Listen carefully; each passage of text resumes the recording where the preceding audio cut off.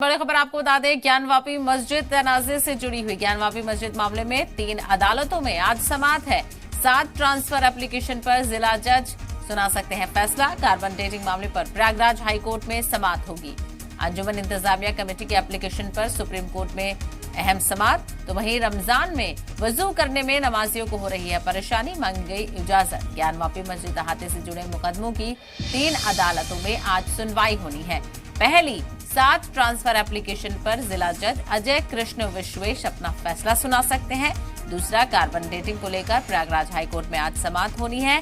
तो वहीं रमजान में वजू करने को लेकर अंजुमन इंतजामिया की जानिब से भी अर्जी दाखिल की गई थी। कमेटी के एप्लीकेशन पर सुप्रीम कोर्ट में भी आज सुनवाई होनी है। तो सुप्रीम कोर्ट से लेकर डिस्ट्रिक्ट कोर्ट तक आज अहम समाअत। ज्ञानवापी मस्जिद में वजू का इंतजाम कराने की मांग को लेकर सुप्रीम कोर्ट का दरवाजा खटखटाया गया था। सुप्रीम कोर्ट में आज इस मामले को लेकर अहम सुनवाई होनी है।